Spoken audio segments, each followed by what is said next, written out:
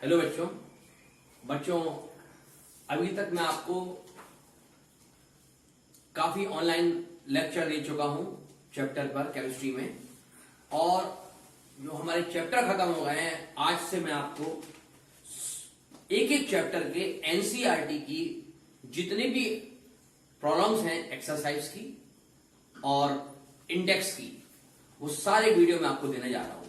आज मैं आपको एनसीईआरटी का सबसे पहला चैप्टर सॉलिड स्टेट, जिसकी मैं थ्योरी आपको पहले वीडियो में दे चुका हूं।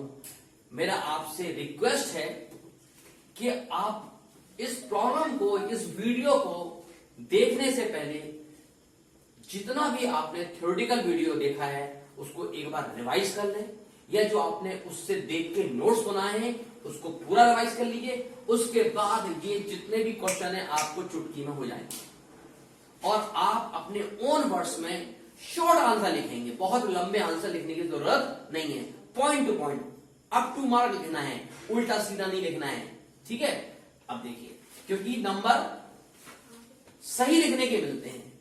आप सही लिख के 2 लाइन गलत लिखोगे तो 2 लाइन जो गलत है उसके नंबर कट जाएंगे, सही के नंबर कम हो जाएंगे। इसलिए मतलब 4 की जगह आप 2 लाइन लिखिए, बट पॉइंट टू पॉइंट लिखिए। मतलब आंसर को लिखने का तरीका, how to write the answer, perfect answer, जो एग्जामिनर के दिमाग में स्ट्राइक करे कि ये बिल्कुल सही बात है, जो पूछा गया वही लिखना है। अब मैं आपको एक्सरसाइज का क्वेश्चन एक एक करके मैं रीड करूंगा और सबका आंसर यहां एक्सप्लेन करूंगा। क्वेश्चन नंबर 1 है, क्वेश्चन नंबर 1 है डिस्क्राइब द टर्म एमॉर्फस, यानी कि हमको एक्सप्लेन करना है एमॉर्फस में।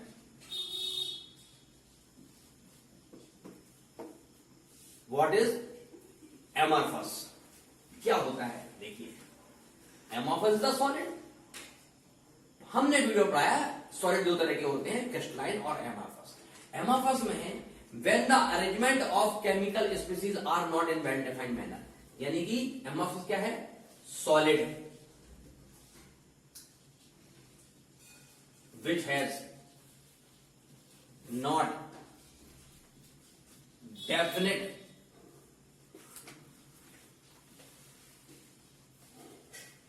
arrangement of chemical species।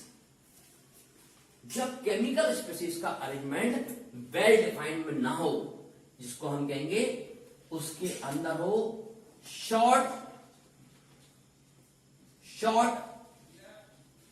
Range order. क्या होगा? शॉर्ट रेंज ऑर्डर होगा। और उसका melting point and boiling point not sharp,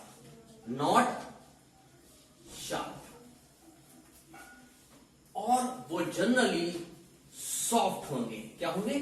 soft, are called amorphous. यानी कि जिनमें स्पेसीज, जैसे हमने आपसे कहा A B A A A B B A B A B A B B B, this is the chemical species and this is the solid substance which has not definite arrangement of chemical species. देखो A B A, this is not the arrangement, but short range arrangement. कहां पर? A B A B A B, this is the short range arrangement। A B A B A B, this is और A। देखिए इतना क्या है ये? Short range, यानी कि अरेंजमेंट अच्छा नहीं है लेकिन थोड़ा सा पार्ट में है, तो उसको हम कहेंगे एमॉर्फस। इसका एग्जाम्पल पूछा गया है, ठीक है, गिव एग्जाम्पल। तो सुनिए, प्लास्टिक एग्जाम्पल है, plastic, rubber, glass, they all are known as amorphous, क्योंकि इसमें किसी भी एलिमेंट का अरेंजमेंट वेल डिफाइंड नहीं होता, उल्टा सीधा कभी भी मिल सकता है। ठीक है, ये हो गया पहला हमारा क्वेश्चन हो गया, इसका ये आंसर हो गया। ठीक, क्वेश्चन नंबर 2, ये क्वेश्चन नंबर 1 का क्या है? ये आंसर है क्वेश्चन नंबर 1 का। अब क्वेश्चन नंबर 2, उसका हम आंसर, पहले मैं क्वेश्चन नंबर 2 रीड कर रहा हूं, what make a glass different form of A solid such quartz. आपको बता दें ग्लास और क्वार्ट्स एक फॉर्म है, एक ही मटेरियल की फॉर्म है, केवल अरेंजमेंट का फर्क है, ग्लास एंड क्वार्ट्स। तो what make a glass different from a solid such as quartz. तो क्या चीज ऐसी है what make a glass different from a solid such as quartz. आप सुनिए, ग्लास क्या है? ग्लास है, क्या है ग्लास? एमॉर्फस। क्या है? एमॉर्फस। क्यों है? Because arrangement of chemical species are not in balance, क्योंकि ये बना है SiO2, ये होता है टेट्राहेड्रल। क्या होता है ये? टेट्राहेड्रल होता है SiO2, ठीक है। ये जो है जब बनाते हैं तो ये SiO1 O2 O3 O4 ऐसे ये इस तरह ये बनता चला जाता है टेट्राहेड्रल। तो ये SiO2 होता है, लेकिन ये SiO2 अगले में जुड़ता चला जाता है, तो ये 2 का 4 हो जाता है, लेकिन आप इसकी यूनिट SI। अब जो देखिए, तो क्या हुआ? ग्लास इसका हो गया एमॉर्फस। तो what make a glass different from the solid such as the quartz. जो ग्लास है, ठीक है, वो क्या है? एमॉर्फस है। और जो क्वार्ट्स है वो crystal as well as amorphous, दोनों फॉर्म में होता है, ठीक है। तो what make a glass different from a solid such as a quartz. तो ग्लास एमॉर्फस है और क्वार्ट्स जो है क्रिस्टल और एमॉर्फस दोनों फॉर्म में मिलता है because of arrangement of SiO2। आप सुनिए, अंडर व्हाट कंडीशन, क्या करें? Condition could quartz be convert into glass. क्या करें कि जो क्वार्ट्स क्रिस्टल था वो एमॉर्फस हो जाए। जैसे मैंने आपसे कहा A B A B A B A B A B A B, ये क्या है? ये हमारा क्रिस्टल है। क्या है ये? क्रिस्टल। हम इसको बहुत तेजी से हीट कर दें तो all the chemical species disturb, गर्म करने पे दे विल बी फ्री, अपनी जगह से हिलने लगेंगे तो मान बड़ा हीट करने पे डिस्टेंस बढ़ गया, और इसका ये इधर आ गया, ये मूव करके इधर आ गया, ये मूव करके इधर आ गया, ये मूव करके इधर आ गया। So arrangement of chemical species will not in well defined manner. Heat और एकदम ठंडा कर देंगे तो लौट की जगह जा नहीं पाएंगे। तो इसका मतलब क्या हुआ कि हीट करने पर ऑन स्ट्रॉन्ग हीटिंग, गर्म करने पर, ठीक है, and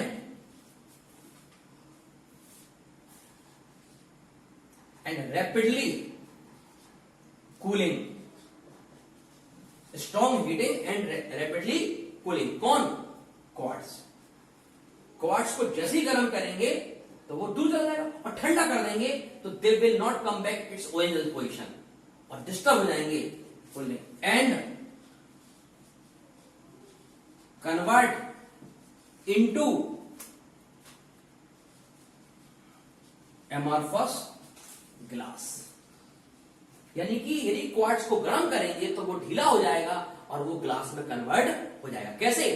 strongly heat and rapidly cool. गर्म करो और एकदम ठंडा करो, धीरे धीरे करेंगे सेट हो जाएगा, तो उससे बनेगा क्वार्ट्स कन्वर्ट हो जाएगा इनटू ग्लास में।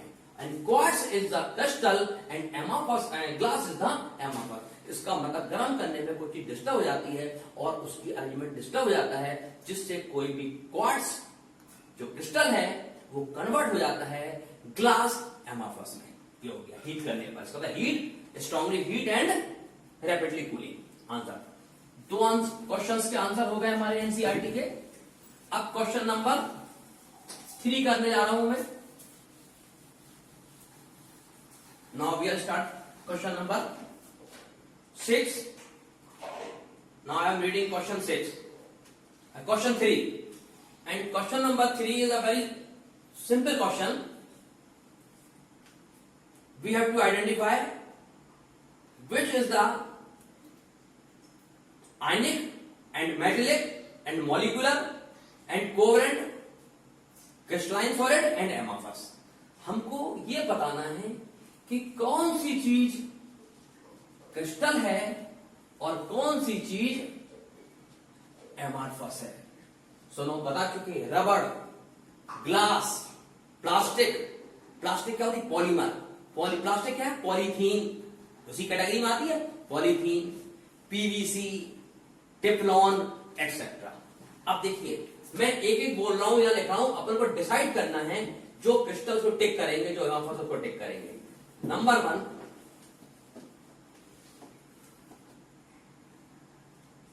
दिया है टेट्रा फास्फोरस डाइऑक्साइड, यानी कि P4 टेट्रा फास्फोरस डाई नहीं है, ये पेंटाऑक्साइड है, पेंटाऑक्साइड P4O10 फास्फोरस पेंटाऑक्साइड।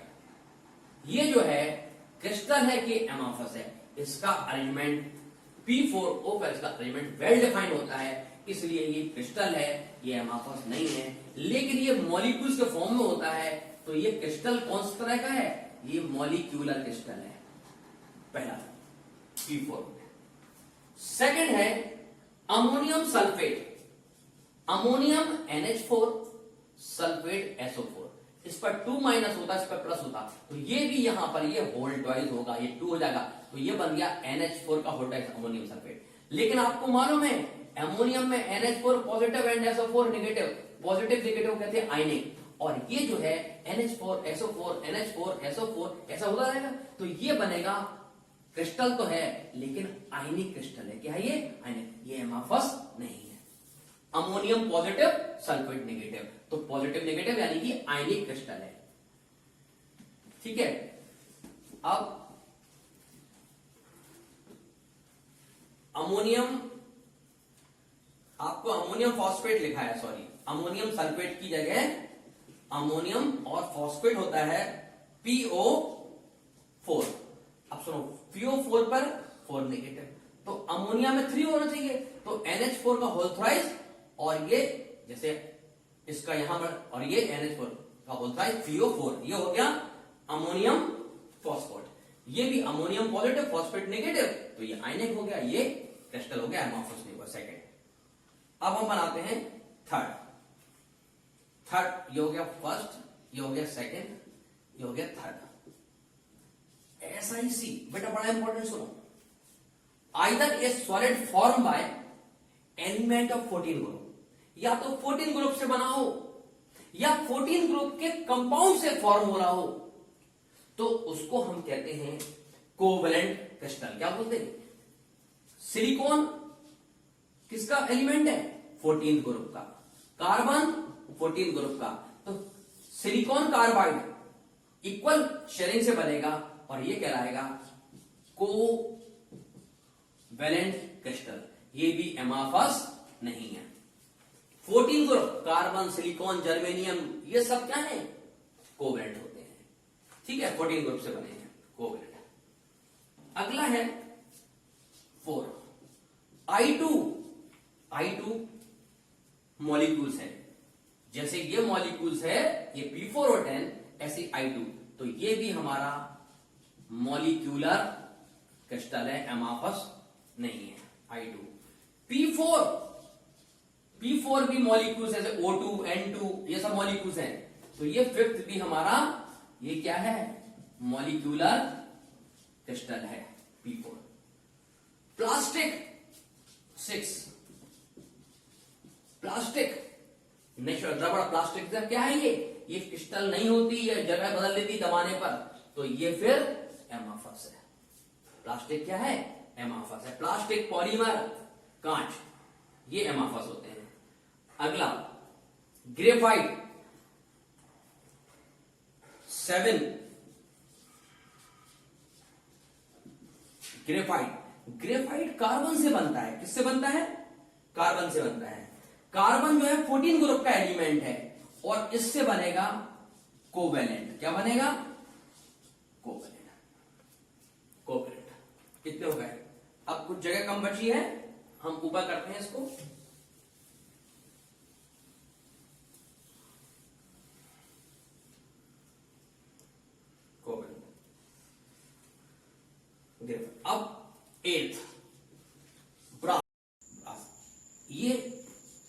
जो है एलॉय है, क्या है? एलॉय। जो एलॉय है ये it is a mixture of more than one element, एक से ज्यादा मेटलिक एलिमेंट है। इसका मतलब है ये मेटल से बना होता है, इसलिए कहते हैं इसको मेटेलिक क्रिस्टल। ये हो गया मेटेलिक क्रिस्टल। जैसे कॉपर, कॉपर में होगा तो ये मेटेलिक क्रिस्टल है, ये एमाफस नहीं है। ये 9th एग्जांपल है, 9th पूछा है आरबी रोबोडियम। रोबोडियम क्या है? मेटल है, तो ये भी मेटेलिक सॉलिड क्रिस्टल है, एमाफस नहीं। मेटल पोजीशन फिक्स होती है। अब 10th LiBr, लिथियम ब्रोमाइड। आप सबको मालूम है लिथियम पर होता है पॉजिटिव, Br पे होता है नेगेटिव। पॉजिटिव नेगेटिव क्या हुआ? ये आयनिक क्रिस्टल। क्या हुआ? ये आयनिक। ये भी अमाफस नहीं होता। इसके बाद में 11th Si सिलिकॉन। सिलिकॉन कौन से ग्रुप में है? 14। मैंने आपसे कहा या तो 14 ग्रुप है या 14 ग्रुप के कंपाउंड से कोई चीज बनी हो तो उसको इक्वल शेयरिंग यानी कि कोवैलेंट बोलते हैं। कोवैलेंट, या इसका दूसरा नाम है नेटवर्क क्रिस्टल। ये इसका मतलब है सारे के सारे क्रिस्टल हैं और केवल एक एग्जाम्पल जो दिया है वो एमाफस है, उसका नाम है प्लास्टिक। और हमने बताया था ग्लास, प्लास्टिक और पॉलीमर, रबड़, ये किस में आते हैं? ये एमाफस में आते हैं। वैक्स एमाफस में आता है। तो ये हमारे क्वेश्चन नंबर 3 हो गए। 3 का आंसर हो गया है।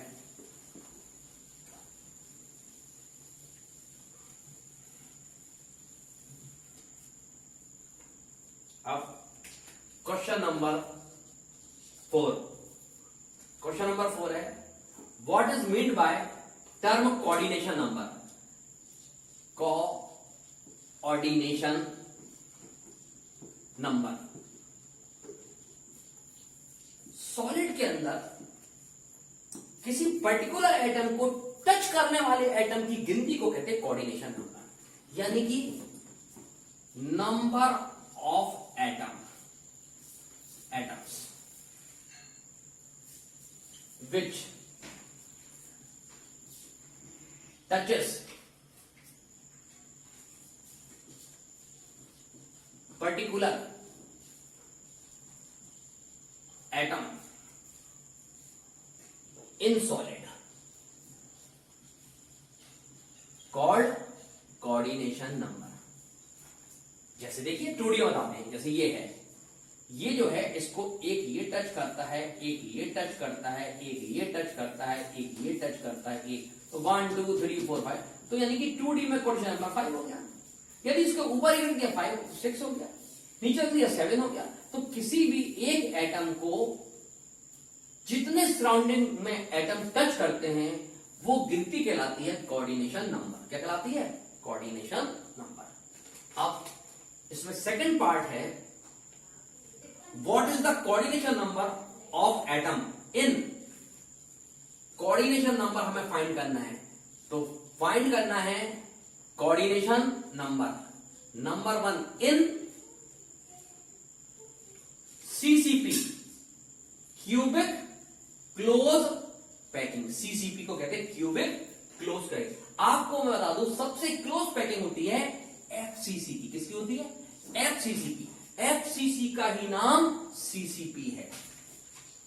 एफसीसी का ही नाम। तो अच्छी पैकिंग या तो एफसीसी की होती है या फिर होती है एचसीपी, हेक्सागोनल या फेस सेंटर क्यूबिक। अब आपको बताएं यहां पर हमको पूछा गया है सीसीपी या फिर इसी का दूसरा नाम है FCC. CCP cubic close packing ही एफसीसी है, याद रखना। क्यूबिक क्लोज पैकिंग ही एफसीसी है। अब हमने आपसे कहा इसका कोऑर्डिनेशन नंबर बताना है। देखिए जैसे मैंने आपसे कहा ये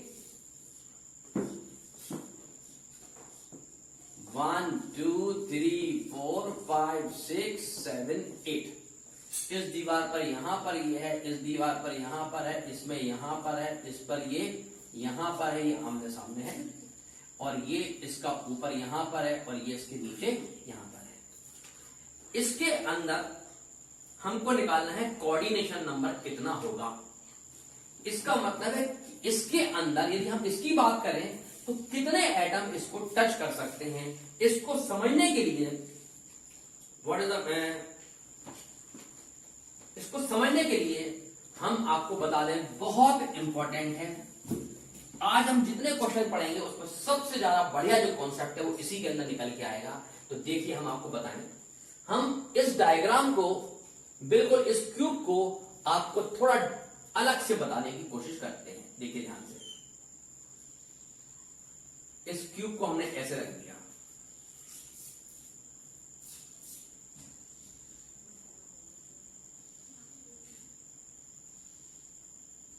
इस क्यूब को हमने ऐसे रख दिया। कोई फर्क पड़ा? कोई फर्क नहीं, बस ये भी क्यूब है, ये भी क्यूब है। अब हमने 1 2 3 4 5 6 7 8 इसको घुमा दिया। इस वाले को यहां लेगा, इस वाले को नीचे लेगा। ये ऊपर हो गया, ये ऊपर हो गया, ये नीचे हो गया, ये फर्स्ट हो गया, लास्ट हो गया। बीच की ये चीजों को मैंने इस तरह लिख दिया। इसमें 3 पार्ट हो गए। एक पार्ट मैं इसको यहां से लूंगा, दूसरा पार्ट मैं यहां से लूंगा। तो ये फर्स्ट, सेकंड, थर्ड और फिर फर्स्ट, सेकंड, थर्ड ऐसे होता चला जाएगा। अब सुनिए, ये बीच में लगे हैं HCC, मैं यहां पर ब्लैक बनाता हूं। इसके यहां पर ये इधर पर ऐसे है, ये यहां पर ऐसे है, तो ये 2 पर हो गया। इसके ठीक सामने ये यहां पर ऐसे है, ये यहां पर ऐसे है, तो ये 4 हो गए। 1 2 3 4, एक ऊपर है एक नीचे है, एक इन दोनों के ऊपर यहां हो गया, एक इन दोनों के ऊपर यहां हो गया। तो ध्यान से देखिए बेटा, मैं ट्रायंगल से समझाता हूं। ये ऐसे गया और ये ऐसे गया, और ये बिल्कुल ठीक सामने ये ऐसे यहां पर मिल गया। ये ट्रायंगल बन गया हमारा, ये बन गया। बिल्कुल ठीक इसी तरह ये ऊपर गया, ये नीचे गया, और ये बिल्कुल ठीक सामने ऐसे चला गया। तो ध्यान से देखिए, मैं इसको यहां बनाता हूं। ये वाला एटम यहां लगा हुआ है ये, और इसमें 1 2 3 4 5 6। तो देखो 1 2 3 4 5 6, ये इस तरह बने हुए। समझ आया आपको? 1 2 3 1 2 3 4 5 6, ये हो गया। ये इसके ठीक ऊपर ये यहां पर ऐसे है। कैसे? 1 2 3, ये ब्लू वाले 1 2 3, और ब्लू वालों के बीच में एक इधर पर है, इस ब्लू के बीच में एक इधर पर है, और इन दोनों ब्लू के बीच में एक इधर पर है। ये जो है, ये वाले एटम को 1 2 3 4 5 ये टच करते हैं, और एक ये टच करता है, एक ये टच करता है, एक ये टच करता है, एक ये टच करता है, एक ये टच करता है। तो देखो, ये वाली चीज ये हो गई, ये वाली चीज ये हो गई, ये वाली चीज ये हो गई, और इसके ठीक ऊपर एक यहां पर ये एटम है, ये भी टच करता है इसको। तो ध्यान से देखो, इस वाले को हम क्या करते हैं, इसको 1 2 3 4 5, यहां कितने हो गए 5, इसके ऊपर 1, इसके नीचे देखो 1 2 3 4 5 6, ये इस एटम को चारों तरफ 5, नीचे 6, ऊपर 1, इसका मतलब 6 5 11 एंड 1 12, टोटल इस वाले को 12 टच कर रहे हैं। तो इसको कहेंगे कोऑर्डिनेशन नंबर 12। बहुत कठिन है, बड़ा दिक्कत होती है बच्चों को लर्न करने में, लेकिन फिर से देखिए, यहां पर मैं आपको दोबारा फिर इसको बताने की कोशिश करूंगा, क्योंकि ये बड़ा इंपॉर्टेंट पॉइंट टॉपिक है, बड़ा इंपॉर्टेंट है। इसको मैं फिर से आपको बेहतरीन बनाने की कोशिश करता हूं, समझाता हूं। देखिए, ये मैंने आपसे कहा कि ये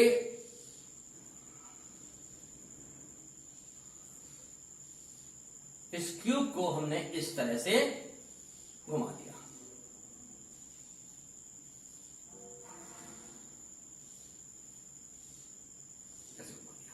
मैं एटम पर ब्लैक वाले गोल लगाता हूं कॉर्नर्स पर, एट कॉर्नर्स पर ये हो गया। फेस FCC है, तो सबके फेस पर, एक इसका फेस पे मैं इसको यहां लगाता हूं, इसके फेस पे मैं यहां लगाता हूं, फिर इसके फेस पर मैं यहां लगाता हूं ये, और इसके फेस पर मैं यहां लगाता हूं। अब मैं ब्लू कलर से यहां बनाता हूं एक ट्राइंगल। देखिए ध्यान से, ये यहां से ऐसे आया और ये यहां से ऐसे गया और इसको ऐसे मिला दिया बेटा, ये ऐसे मिल गया। बिल्कुल ये ऊपर गया, ये ऊपर गया और एक ये सामने आ गया। तो एक ये ट्राइंगल है और एक ये ट्राइंगल है। एक ट्राइंगल इस तरह से है और एक ट्राइंगल इस तरह से, अपोजिट ट्राइंगल है। इसका कॉर्नर ऊपर है ये यहां पर, और इसका कॉर्नर पीछे है यहां पर। अब ये कॉर्नर पर यहां पर ब्लैक है। क्या है ये? ब्लैक है। देखो 1 2 3, 1 2 3 ब्लैक है। ऐसे इसमें भी 1 2 3 ब्लैक है, 1 2 3 ब्लैक है। लेकिन ध्यान से देखो, इस फेस पर यहां पर ब्लू लगा हुआ है, इस नीचे दीवार पर यहां पर ब्लू लगा हुआ है, ऐसे ही ऊपर वाले पर यहां ब्लू लगा है, इसके ऊपर वाली पर यहां ब्लू लगा है। अब ये 1 2 3 4 फेस पर ये 4 एटम लग गया। लेकिन होते कितने? 6 फेस हैं। तो एक फेस इसके ठीक सामने यहां पर होगा और एक फेस इसके ठीक सामने यहां पर होगा। तो ये इसके ठीक सामने एक ब्लू यहां लगा होगा और एक इसके ठीक सामने ब्लू यहां लगा होगा, और इसके ठीक ऊपर ये ब्लैक यहां, ये जो ब्लैक है ये यहां लगा होगा। इसके ठीक नीचे ये ब्लैक यहां लगा होगा। इसको हमने फर्स्ट लेयर माना, इनको हमने सेकंड लेयर माना। क्या माना? सेकंड लेयर माना। और इसको हमने थर्ड लेयर माना, लेकिन ये फिर से आ गई फर्स्ट लेयर। अब हम इससे काउंटिंग करते हैं। देखिए इसके ब्लू को माना, इसको ब्लू से, इसको टच कौन करता है? 1 2 3 4 5, चौथा 5 टच है। इन पूरे के ऊपर ये रखा है, ये ट्राइंगल के ऊपर रखा है। तो 1 2 3 4 5 के ऊपर 6 7 8 9 10 11, इसके चारों तरफ 5 और ऊपर 6। ये क्या है? 6। ये 6 इसको टच कर रहे हैं और ये 5 कर रहे हैं। इसको ये 5 ऊपर 6 और इसके ठीक नीचे ये एक ये टच कर रहा है। तो 6 5 1 कुल मिला के 12। इसका कोऑर्डिनेशन नंबर 12 आ गया। कितना आ गया? तो 12। बहुत इंपॉर्टेंट है, एफसीसी का कोऑर्डिनेशन नंबर 12 होता है बेटा, बहुत इंपॉर्टेंट है, 12 होता है, बहुत इंपॉर्टेंट है। इसको बार बार देखो, आप ध्यान से देखो। ये इस तरह ये 5 यहां लगा है, इस तरह ऊपर 6 ये लगा है, इसके चारों तरफ ये 5 ये लगा है, ऊपर 6 लगा है, इसके नीचे लगा है, ये टच नहीं करेगा। तो 6 5 1 6 5 1, ये ऊपर वाला यहां टच नहीं करेगा। हाँ, लेकिन ये इसको टच करेगा। यदि इसकी बात कर रहे हैं यहां पर, तो 1 2 3 4 5 इसको टच कर रहा है, ऊपर ये 6 टच कर रहा और नीचे ये 6। तो 6 और 6 12 करोगे। यानी इसका निकालेंगे तो ये 6 यहां आएगा, 5 यहां आएगा 1। यदि इसका निकालेंगे तो ऊपर 5 नीचे 6 और 1, तो 5 6 1। और यदि इसका, ठीक है, इसका मतलब क्या हुआ कि ये रिपीट होते रहते हैं। ये लेयर 3 हुई, 1 5 6 1 5 6। तो 1 5 6 की लेयर बन गई। इसको कहेंगे A B C A B C A B C 1 6 5 1 6 5 1 6 5। यानी कि ये जो सीध है ये वाली हमने बनाया 1 6 5 1। अब यू यहां आएगी 6, ये ऊपर आएगी 5, फिर वो 1 इस तरह। तो 1 से ये इस तरह स्ट्रक्चर होता है। इसमें 3 लेयर होती है। किसमें? एफसीसी में। एक इंपॉर्टेंट बात बताई कि कोऑर्डिनेशन नंबर 12 होता है और लेयर इसमें एबीसी एबीसी एबीसी 3 लेयर होती है। बहुत इंपॉर्टेंट, याद है ना। एफसीसी में 3 लेयर होती है, एबीसी 1 6 5 1 5 6 1 5 6 1 5 6 1 5 6 1 5 6 इस तरह होती चली जाती है। 1 5 6 1 5 6 इस तरह होती चली जाएंगी। ठीक है। अब अगला है in BCC, body centre. Body centre का निकालना है अगला। अगला है बॉडी सेंटर का।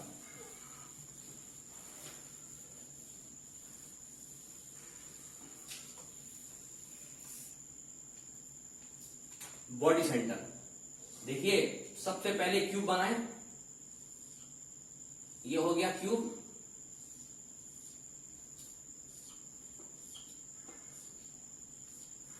वन टू थ्री फोर ऊपर लगे, 5 6 7 8 ये हो गया। इन चारों के ठीक बीच में कहलाता है बॉडी सेंटर। क्या कहलाता है? ये इसको टच करेगी, ये इसको टच करेगी, ये इसको टच करेगी, ये इसको, 4 ऊपर टच करेंगी और 4 नीचे टच करेंगी।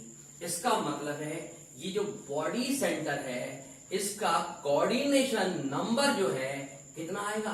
4 और 4 8, यानी कि बीसीसी का कोऑर्डिनेशन नंबर इक्वल टू 8 होगा, लेकिन एफसीसी का कोऑर्डिनेशन नंबर 12 होगा। कितना होगा?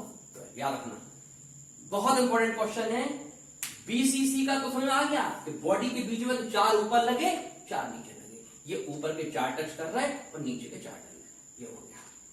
इस तरह आपका बॉडी सेंटर हो गया। अच्छा, अब क्वेश्चन नंबर 5 पर आते हैं। Question number 5,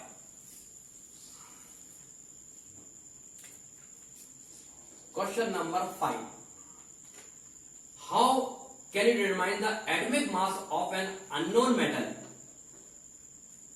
if you know its density? एक ये यूनिट सेल है बेटा,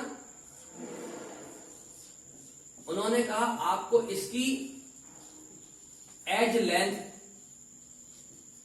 मालूम है ए है, इसकी डेंसिटी रो है और इसका मोलर मास m है। तो वो कह रहे हैं how can you determine the atomic mass? Molar mass कैसे कैलकुलेट करोगे under the metal if you know the density, यानी कि आपको रो मालूम है and dimension of its unit cell यानी ए मालूम है, तो आप कैसे, यानी कि एक फॉर्मूला ड्राइव करना है हमें कि इन तीनों में क्या रिलेशन है। You know what is density, हमको मालूम है density equal to mass upon volume, mass upon volume. Volume क्या है? क्यूब है, एज एक ए है, तो वॉल्यूम ऑफ क्यूब क्या होगा बेटा? ए क्यूब।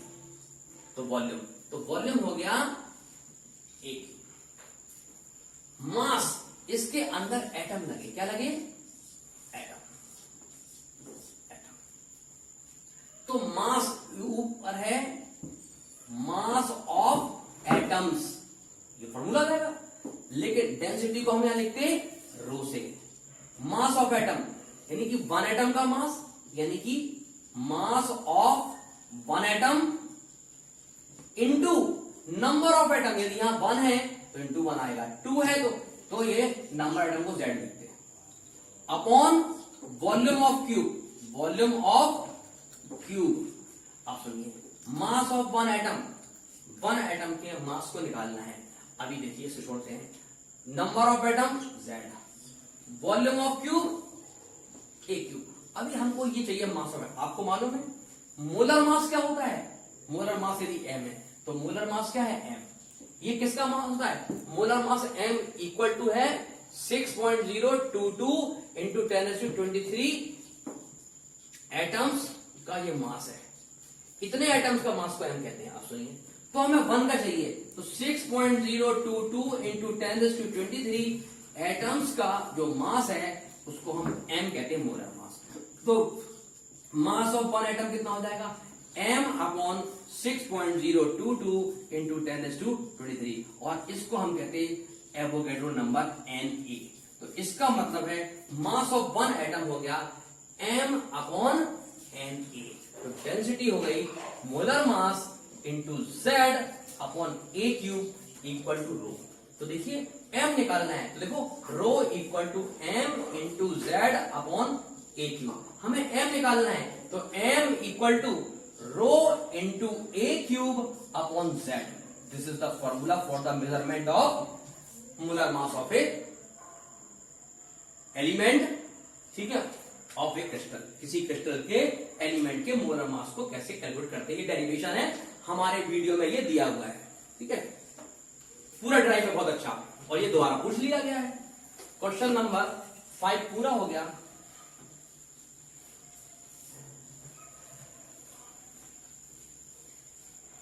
क्वेश्चन नंबर 6 पर आते हैं। क्वेश्चन नंबर 6 में पार्ट है A B, A and B part है। The stability of crystal is reflected in the magnitude of its melting point. Comment करना है, सुनिए। यदि क्रिस्टल की पैकिंग अच्छी है तो मेल्टिंग पॉइंट ज्यादा होगा। इसका मतलब मेल्टिंग पॉइंट ऑफ क्रिस्टल ज्यादा होगा तो स्टेबिलिटी ऑफ क्रिस्टल भी ज्यादा होगी। जो देर में पिघलेगा वो हार्ड है, यानी कि क्योंकि उसके बीच में इंटर मॉलिक्यूलर फोर्सेस क्या होगा, वेरी हाई होगा। ये हो गया। तो stability of crystal is reflected in the magnitude of its melting point. Comments करना है, तो यानी कि यदि किसी का मेल्टिंग पॉइंट ज्यादा है तो उसकी डेंसिटी ज्यादा है और उसकी स्टेबिलिटी ज्यादा है। उसका रीजन है because of higher intermolecular forces, ठीक है। ये हो गया, ये पार्ट हो गया बेटा। ये तो किसके यानी कि melting point of crystal is higher and stability of crystal will be higher. तो मेल्टिंग पॉइंट ज्यादा है तो कैसे डिपेंड करता है, यदि मेल्टिंग पॉइंट ज्यादा है तो क्रिस्टल की स्टेबिलिटी ज्यादा है। और ज्यादा क्यों होगा, क्योंकि इंटरमोलिकुलर फोर्स ज्यादा है। Second part, B part. B part, the melting point of some compound are given below. Melting point of some compound are given below. जैसे वाटर का मेल्टिंग पॉइंट, ये मेल्टिंग पॉइंट है, melting point of number 1 water कितना है, 273। Number 2 ethyl C2H5, ethyl alcohol 155.7। Number 3 diethyl ether C2H5O C2H5, ये ethyl हो गया और ईथर हो गया। कितना है इसका, 156.8 के, सबका के है केल्विन में। फोर्थ मीथेन,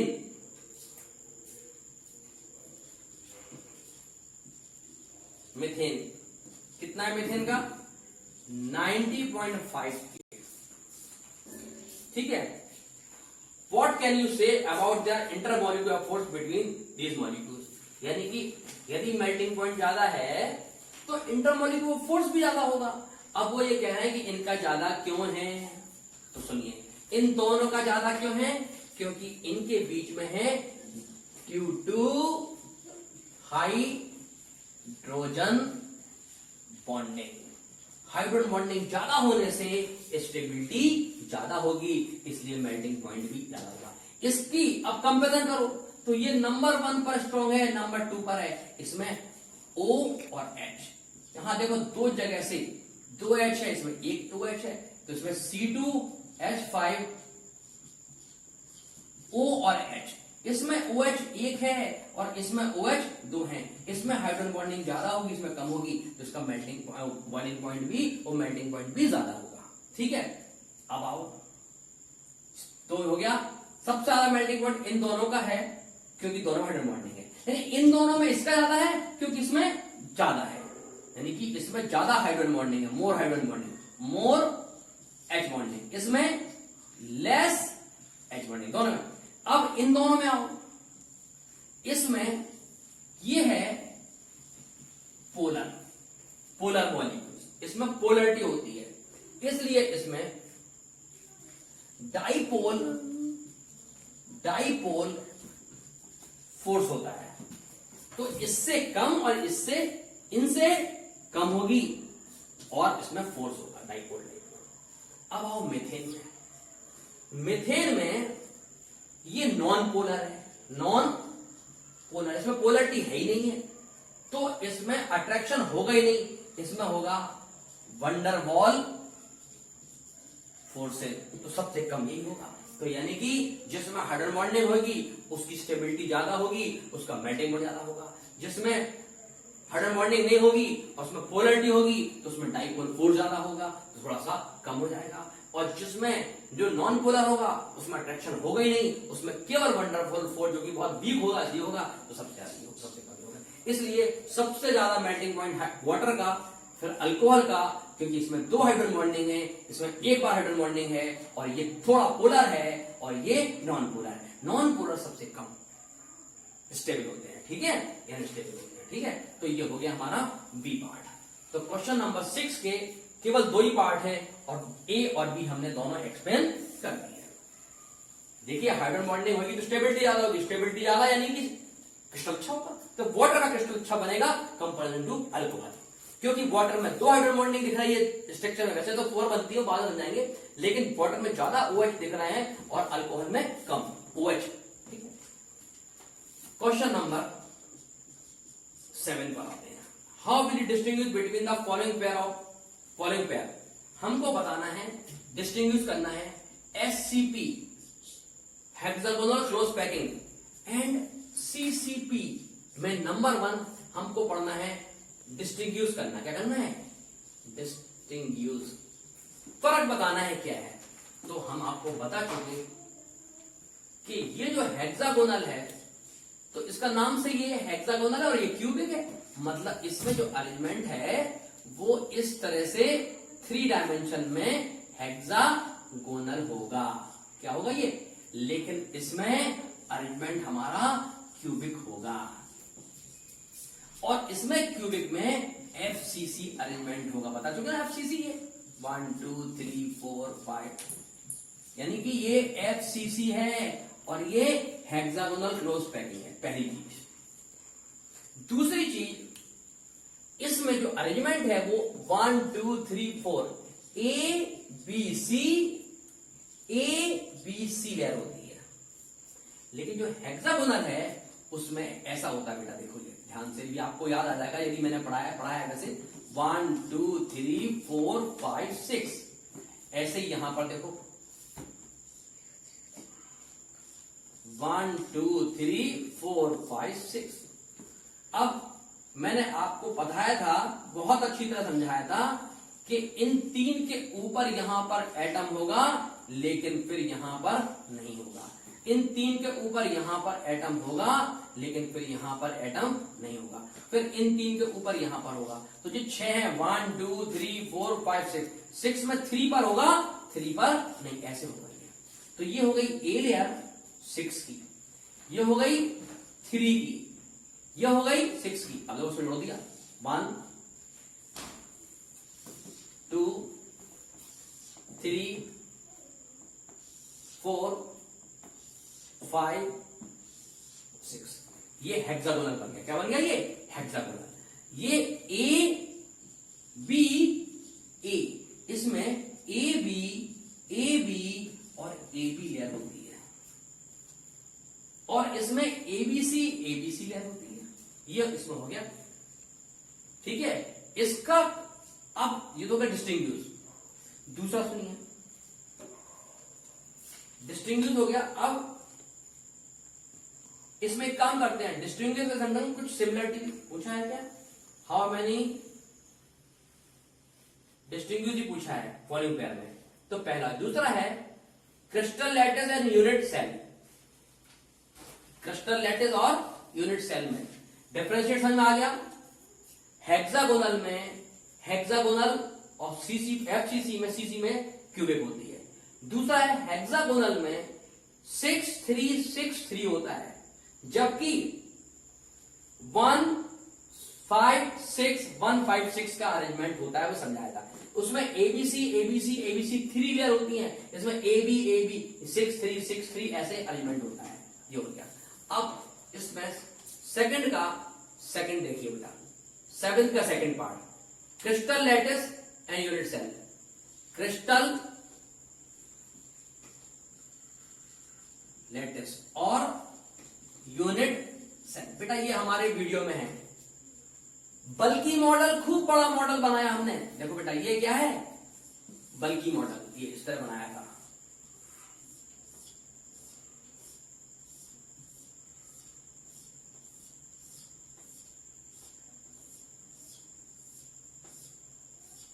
बड़ा तो ऐसे बढ़ाते चले जाइए।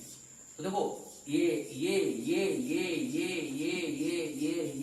बल्कि मॉडल, ये चारों तरफ से एक्सटेंड कर दिया हमने, यहां से एक्स एक्सिस पर भी, यहां से वाई पर भी, और यहां से जेड पर भी। ये बल्कि मॉडल है 3D में, by the repetition of chemical species, यानी कि by the regular arrangement of chemical species in 3D in x axis, y axis and जैसे a bulky model form which is known as space or crystal lattice, which is known as crystal lattice, यानी कि by regular arrangement of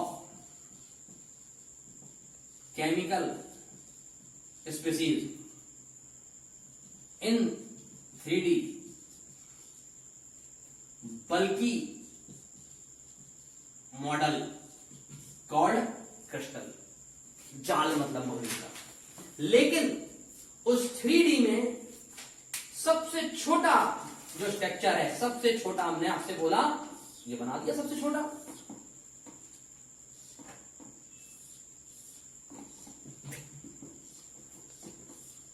ये सबसे छोटा, ये हमने काट के इसको यहां पे निकाल दिया।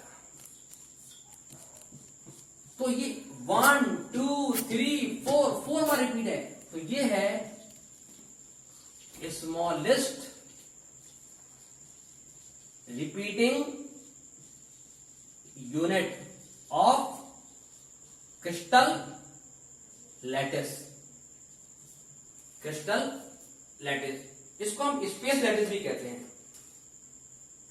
स्पेस लैटिस भी कहते हैं।